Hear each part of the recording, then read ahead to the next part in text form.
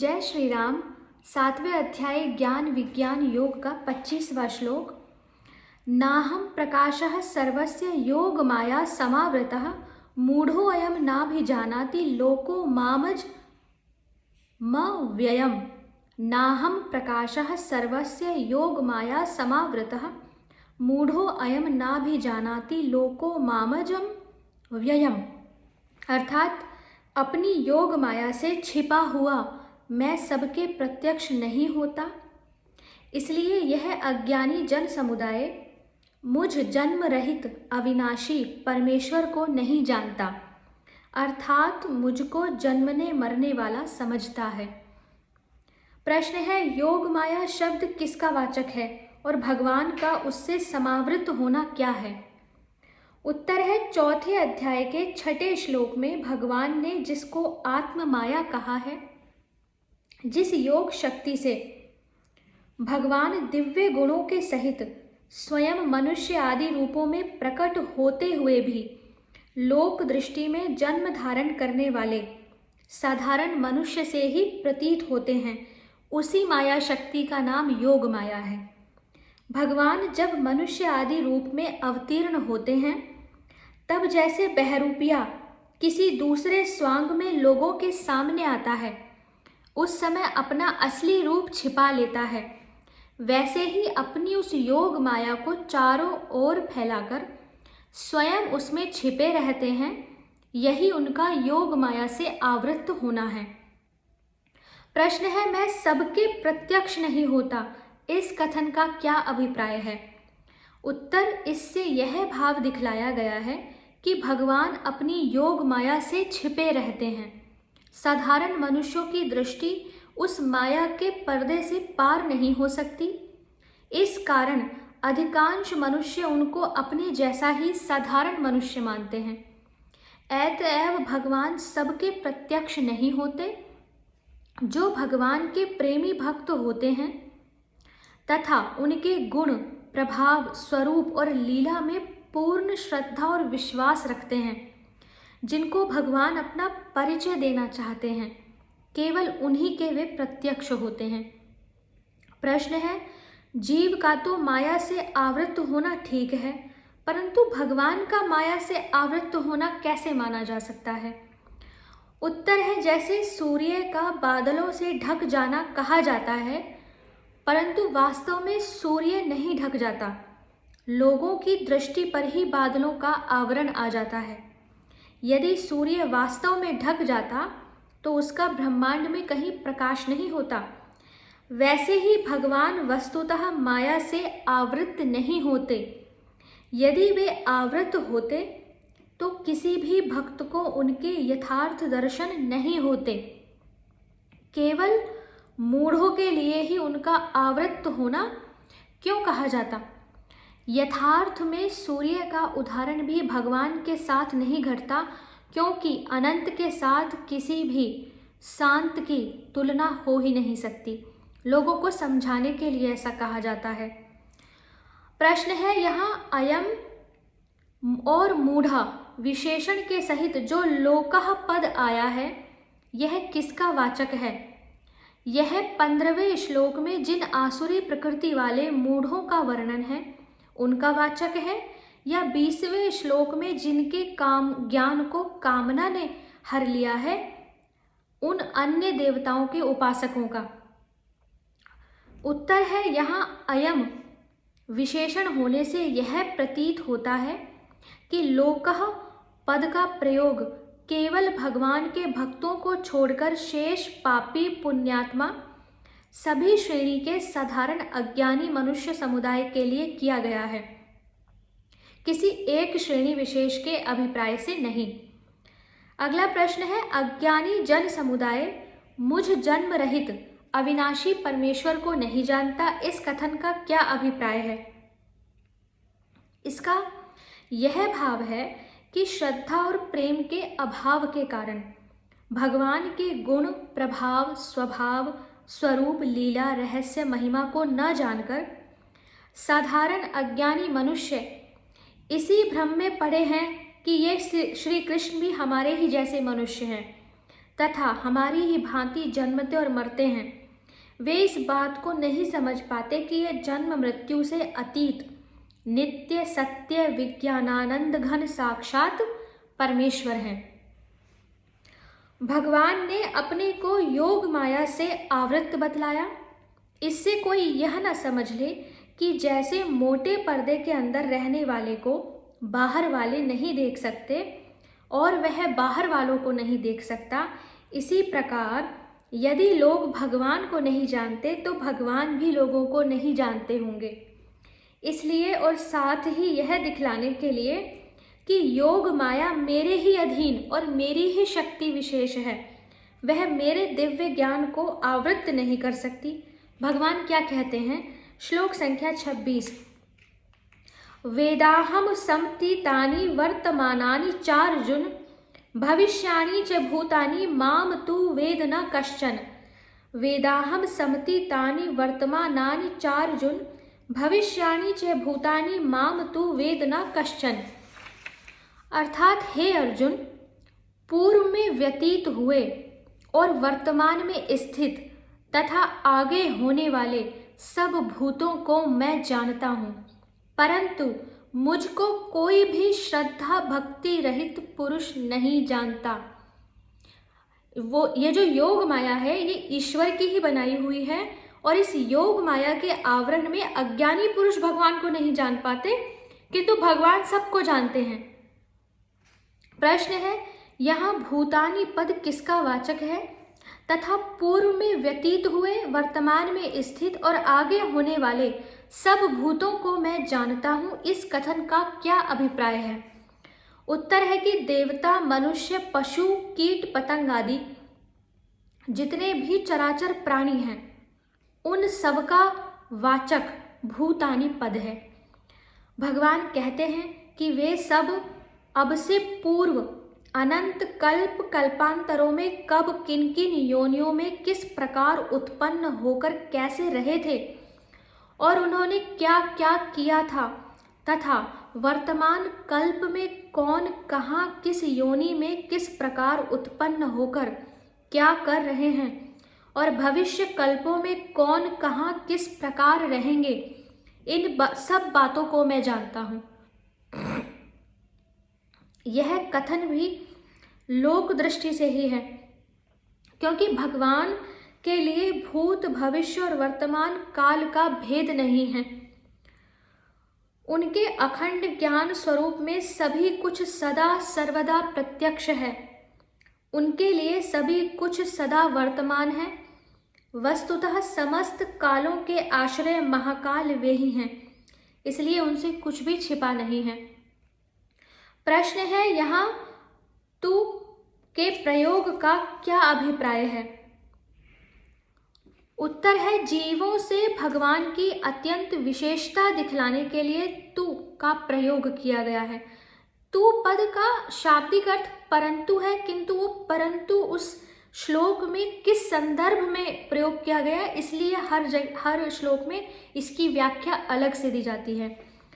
तो यहाँ पर है कि तू शब्द का प्रयोग किस लिए किया गया, और ये भगवान की विशेषता दिखलाने के लिए।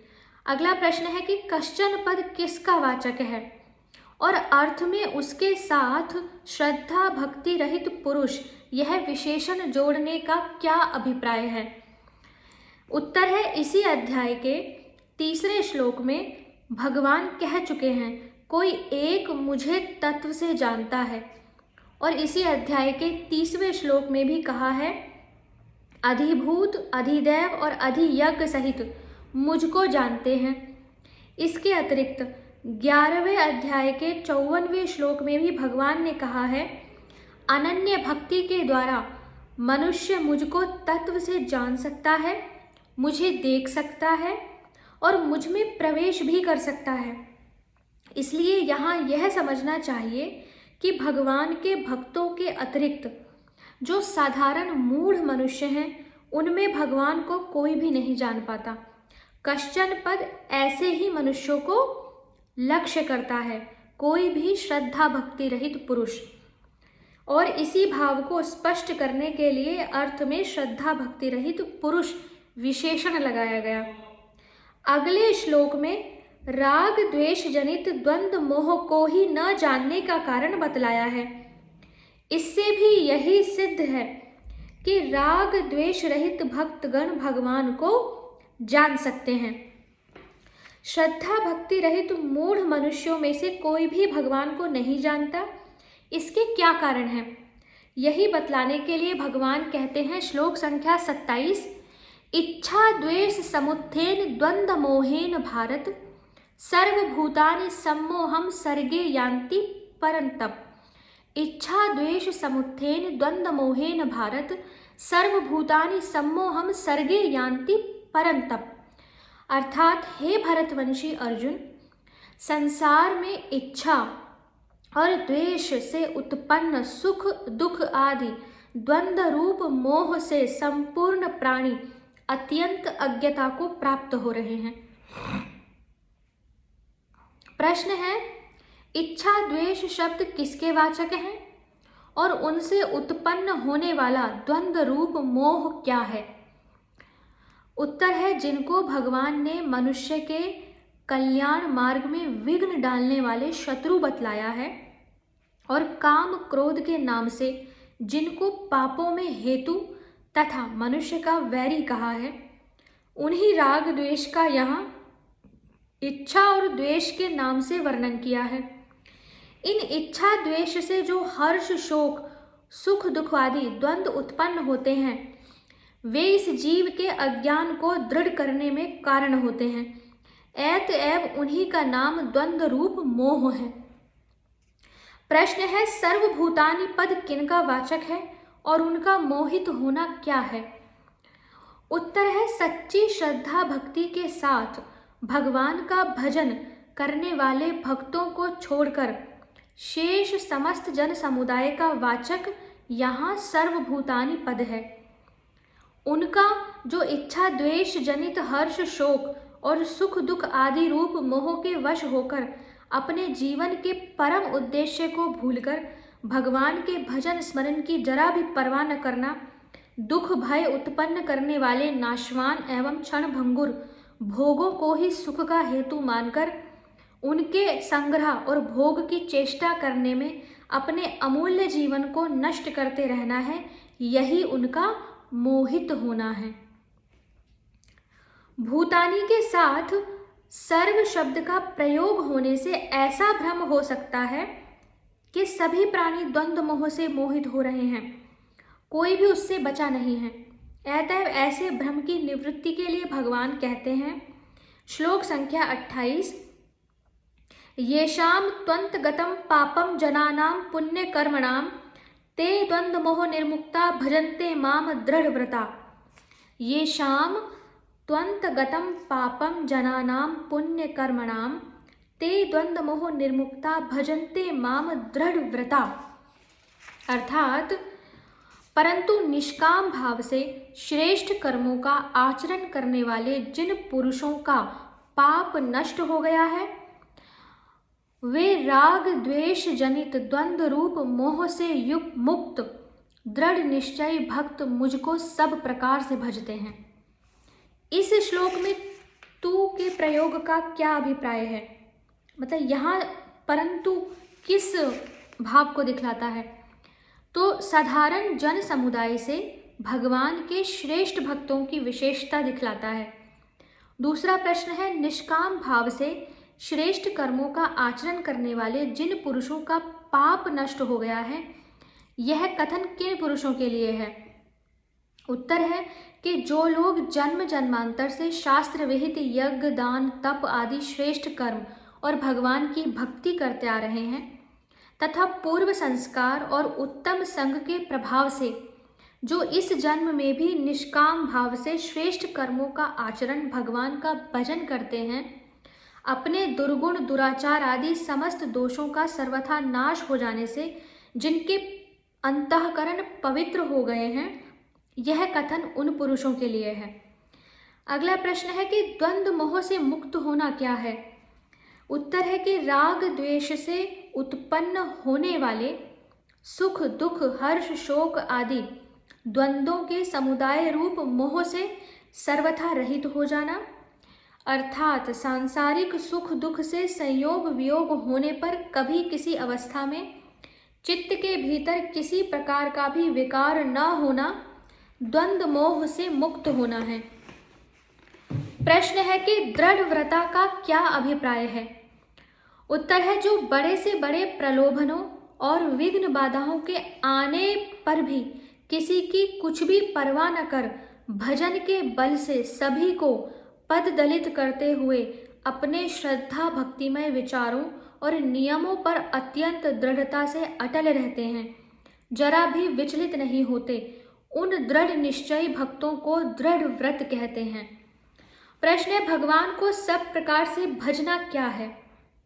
भगवान को ही सर्वव्यापी, सर्वाधार, सर्वशक्तिमान, सबके आत्मा और परम पुरुषोत्तम समझकर अपने बाहरी और भीतरी समस्त करणों को श्रद्धा भक्ति पूर्वक उन्हीं की सेवा में लगा देना, अर्थात बुद्धि से उनके तत्व का निश्चय, मन से उनके गुण प्रभाव स्वरूप और लीला रहस्य का चिंतन, वाणी से उनके नाम और गुणों का कीर्तन, सिर से उनको नमस्कार, हाथों से उनकी पूजा, दीन दुखी आदि के रूप में उनकी सेवा, नेत्रों से उनके विग्रह के दर्शन, चरणों से उनके मंदिर और तीर्थ आदि में जाना तथा अपनी समस्त वस्तुओं को निःशेष रूप से केवल उनके ही अर्पण करके सब प्रकार केवल उन्हीं का होकर रहना, यही सब प्रकार से उनको भजना है।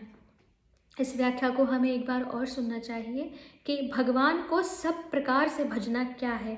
भगवान को ही सर्वव्यापी, सर्व आधार, सर्वशक्तिमान, सबके आत्मा और परम पुरुषोत्तम समझकर अपने बाहरी और भीतरी समस्त करणों को श्रद्धा भक्ति पूर्वक उन्हीं की सेवा में लगा देना, अर्थात बुद्धि से उनके तत्व का निश्चय, मन से उनके गुण प्रभाव स्वरूप लीला रहस्य का चिंतन, वाणी से उनके नाम गुणों का कीर्तन, सिर से उनको नमस्कार, हाथों से उनकी पूजा, दीन दुखी आदि के रूप में उनकी सेवा, नेत्रों से उनके विग्रह के दर्शन, चरणों से उनके मंदिर और तीर्थ आदि में जाना तथा अपनी समस्त वस्तुओं को निःशेष रूप से केवल उनके ही अर्पण करके सब प्रकार केवल उन्हीं का होकर रहना, यही सब प्रकार से उनको भजना है।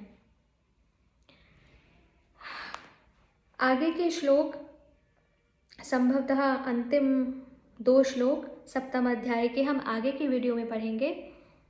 हरे कृष्णा।